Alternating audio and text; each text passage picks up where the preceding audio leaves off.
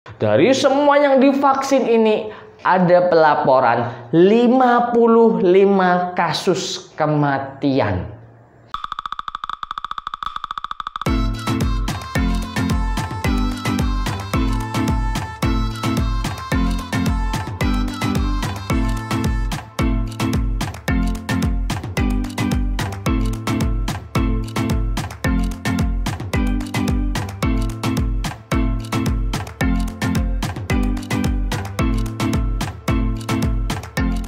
Halo teman-teman, ketemu lagi dengan Dr. Grand yang selalu memberikan informasi-informasi terbaru terupdate buat kalian semuanya.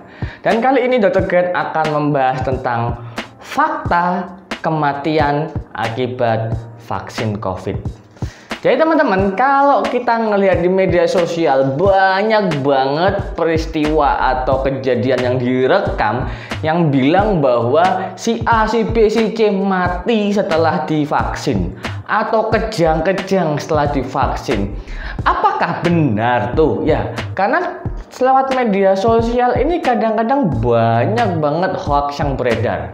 Nah, Dr. Ken akan membahas dari beberapa penelitian yang ada di luar negeri tentang vaksin COVID. Nah, yang pertama adalah dari penelitian di Jerman, produknya adalah BioNTech dan Pfizer. Di sini, selama vaksin di Jerman ini, ternyata ditemukan bahwa ada 4 kematian yang terjadi ketika vaksin. Ya. Dan ternyata setelah dilakukan otopsi nih ya, jadi habis mati bukan langsung cuma direkam dibilang wah ini penyebabnya adalah vaksin COVID, oh ini penyebabnya adalah gara-gara minum obat ini, ya enggak ya. Jadi ketika di negara Jerman ini ya, kan orangnya itu sangat sangat kritis ya. Jadi begitu ada yang mati, oke, otopsi nih. Kita harus tahu nih apa penyebab kematiannya. Kok bisa mati setelah divaksin? Dan ternyata 3 dari 4 tersebut penyebab kematiannya adalah permasalahan kardiovaskuler atau penyakit jantung. Dan yang satu ya, ternyata penyebab kematiannya adalah pneumonia COVID atau infeksi paru-paru akibat COVID. Duh, kok bisa ya? Habis divaksin terus kena COVID lagi? Ya, kan sudah berkali-kali aku sudah bilang, vaksin tidak bikin kamu menjadi God of War yang anti dengan segala macam penyakit. Tidak, ya. Vaksin ini hanya membantu mengurangi presentase kamu kena COVID-nya megap-megap ya. Jadi masih bisa kena COVID tetapi nggak sampai kayak gitu tuh ya. Nggak enak soalnya kalau sakitnya kayak gitu. Kamu di ruang isolasi sendirian, matinya itu nggak enak banget. Oke. Dan penelitian yang kedua, ini penelitian di negara Paman Sam yang dilakukan antara tanggal 11 Desember 2020 sampai 8 Januari 2021 ya. Dari semua yang divaksin ini ada pelaporan 55 kasus kematian. Sehingga kalau kita melihat secara globalnya, maka persentase kematiannya adalah 8,2 per 1 juta populasi.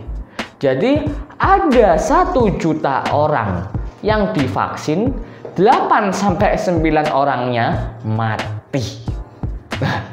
Sama seperti di Jerman, langsung diotopsi, dicari tahu apa penyebab kematiannya. Penyebab dari kematian 55 orang warga negara Amerika ini, yang pertama adalah karena hipertensi atau darah tinggi, yang kedua demensia atau pikun ya, terus ada COPD atau chronic obstructive pulmonary disease ya, seperti pneumonia atau radang paru-paru ya, dan keempat ada diabetes, dan yang kelima adalah gagal jantung.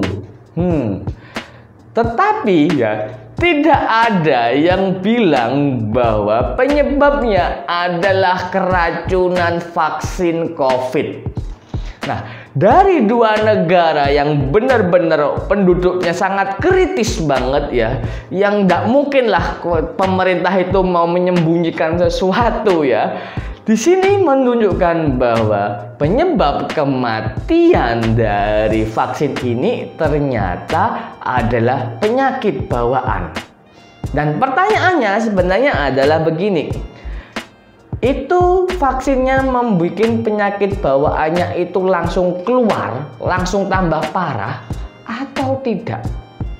Nah, mengapa kok seperti itu? Karena begini ya, ini adalah baru ya, jadi benar-benar ujinya cepet-cepetan. Dan vaksinnya seluruh umat manusia. Sehingga yang terjadi apa? Sampelnya banyak. Bisa jadi nih, bisa jadi ya, dari 1 juta orang itu ya memang wayai mati.